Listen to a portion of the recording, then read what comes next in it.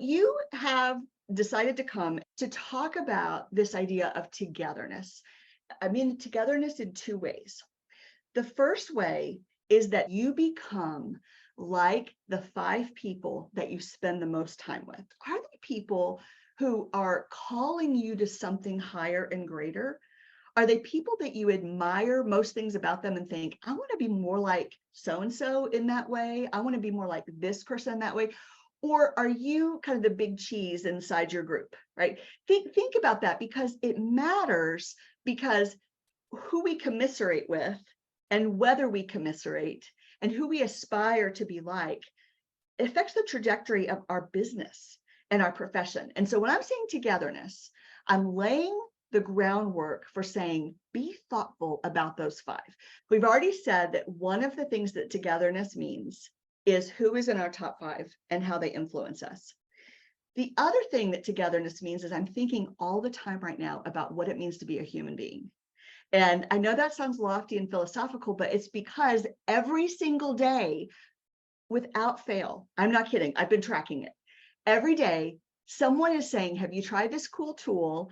It's an AI generated, ChatGPT generated, blah, blah, blah. And there's some offer about how I can use something else to enhance my life. Now, I love technology, and you will never find me be the person who watches anything in the past and says, oh, I wish I lived then. Okay, I don't. No, thank you. I like penicillin. I like air condition. I like AI. I like the semiconductor. I like all the things that make our life better. And even though that's true, isn't it the case that this conversation is coming up more and more and more of technology and people, or technology or people? And the whole movie is about, what does it mean to be a human? And spoiler alert, one of the lessons of the movie, which you should still see it, okay, but one of the lessons of the movie is that even though there are things about technology that are superior, people need people.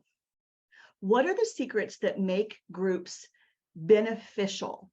Where I'm saying that it's that togetherness is the secret of everything we want in our business. Well, when I say groups, I'm going to talk about 2 kinds of groups today as my examples. There are many others, but these are the 2 I'm concentrated on. There are groups called paid peer advisory groups. These are things, there might be national brands you know of.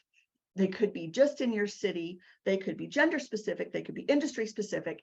But the point of a peer advisory group is that people come together around some like-mindedness for some education and for confidential sharing of information with their business problems, so people can give advice inside the group and help each other. Paid peer advisory groups might also have a networking element to them, but they are distinctive groups compared to the second item listed here. Paid networking groups, number 1 mission is to help people know each other well enough that they open doors for each other, either to that client that can become their exact ideal target client, or to another provider who also serves that client. Now, I told you I would tell you the 2 things that I've seen and learned with groups I've been in and groups I've led that I hope you will enjoy, that will help you make your groups even better. And I'm using the term sticky to mean that people will pay to join and they renew easily, and that they're not slipping out the back door. It's all about the renewals that make the whole business model easier. Groups that focus on the why in people's lives, those groups are stickier.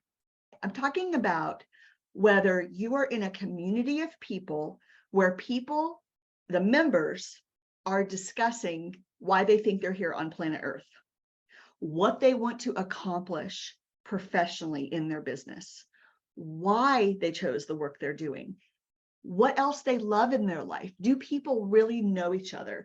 And does the leader understand this about their members? This is admittedly a high bar, but I don't think this topic is brought up enough. This is what makes people trust each other, is when they understand where their why aligns with each other. So again, I'm telling you what I have found works, but I'm not saying that simply because it's simple, it's easy. It's a simple concept that's actually very challenging to implement, which is why I want to tackle the challenge of having the conversation and helping people do this better. Your members, whether it is a peer advisory group or it is a networking group, they need to have a lot in common. The reason that people don't end up being in groups with having a lot in common is because they're not taught early enough when they begin recruiting about how much this matters. When they're given a system to follow, what usually happens with paid membership groups of any kind is people get guidelines and advice about roles and responsibilities and titles. And the other thing that's interesting, that's common between peer advisory and networking groups, is that they are often closed membership and they're often category exclusive. So what that means is if you have a CPA firm and you want to do public accounting services and you do audits and taxes, I will not have another member in my group who also does that. That's what it means for it to be closed. So all of those reasons are good. But what I'm saying is it's just not enough. Thinking about category exclusivity is the tip of the iceberg of what makes sticky groups stay together. And where the commonality comes in is you have what's called your founding group. It might be 4 people, it might be 6 people, it might be 8 people, depending on how big your group is ultimately going to become. But this founding group needs to be of one mind. It could be that maybe you build a group where people are all the same gender and in the same industry. It could be that they're all a certain kind of industry that serve a particular kind of client. And the reason it's important that you have this commonality is because you want them to immediately connect with one another so that they get a strong return on their investment, so they build trust, so they stay, so they also eventually talk about their why. Because they have so much in common, they become friends. This is simple to discuss and very challenging to implement. And yet, isn't it what everybody wants? This is what I want. I don't need more things to do. I want people that get me, that like me, and who are ahead of me in their vision of what they think is possible for me. Because we have such open communication that we're talking about where we are currently and what we aspire to do. And then we help one another in community to do that. When you help people fulfill their mission, then your members know you care about them. And again, they don't want to leave.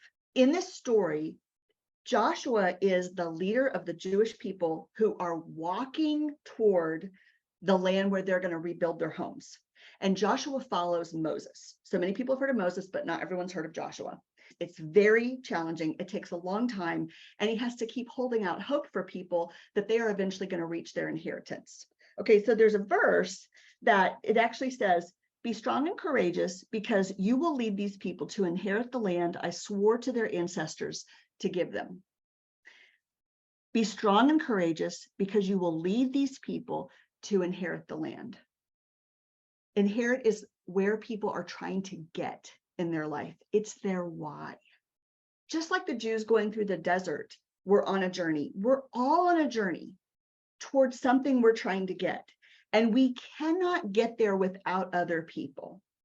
And what I want to encourage you to do is think, if you are the kind of person that delights in helping other people get to their inheritance,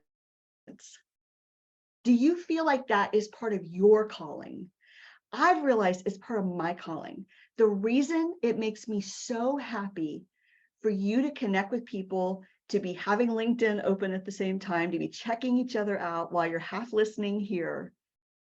The reason it makes me so happy is because one of the things I'm here to do is to connect people who, by their connection, are going to get further on their journey to get to their inheritance. Or you might think, I don't think I want to be that person right now, but I sure would like to be with other people who are more overt about their goals and their journey. I'd like to be a member of a group like that, which is also super. What I'm doing in this group that I'm calling the Good Humans Growth Network is I have these two kinds of groups. I have peer advisory groups and I have networking groups. And all of the groups, whether they're in person, whether they're virtual, whether they meet once a month, whether they meet twice a month, they're all different from each other. But what they have in common is they understand that they've got to be talking about their why.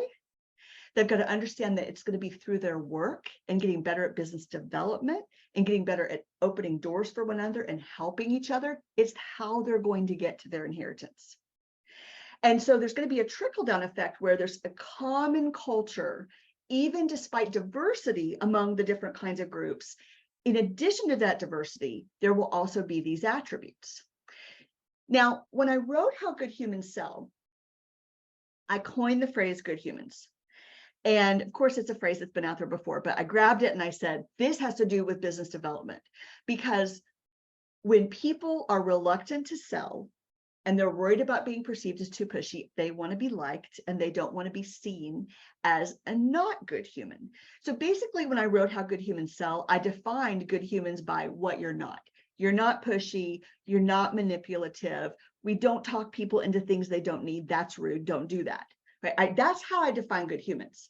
But I realized if I'm going to build an international network, it can't be just by what you're not. Okay, we need to have kind of a higher thing that we're going for that is also vetting criteria for whether the group will be sticky because it's full of people like this. These are attributes that I'm always looking for when I'm building things. Are they these kind of people? If we're vigilant about that as we build these groups, it's not that they'll be full of perfect people. There is no such thing, but we can have a high bar that we're shooting for. And maybe having groups, maybe saying that every group should talk about their why and they have to have a lot in common, maybe that bar is really high. But if we don't shoot for that, we're at risk of getting the opposite, which is relationships that feel more transactional, where it's easy to break up with those people. It's easy to leave. And I don't want to build groups where it's easy to leave. It's bad for me and it's bad for them. And that's not what I'm here to do. Here's what you can do. If you're interested in joining either a peer advisory group or a networking group, you don't have to commit yet. But if you want to learn about it, this will take you to a contact form. Now, if you want to lead one of these groups, this takes you to the same contact form. So if you missed the other one a minute ago, it's the same contact form because there's boxes you can check that say, here are the things I want to know more about. You should get an automatic email that tells you what will happen next. And I'm going to invite you because I'm starting to have weekly meetings that we're calling meet and greets. So they're very casual. I have a little bit of material to present. If a person's more interested in being in groups, I'll be able to say, here are the groups that are formed already. Is one of these a fit for you? And I'll make a match. And if they're interested in leading a group, then we'll have conversations about what that looks like and how you enter that process where I can help you. Okay, well then with that, we'll adjourn. Thank you so much. And I appreciate you coming and I'll see you again.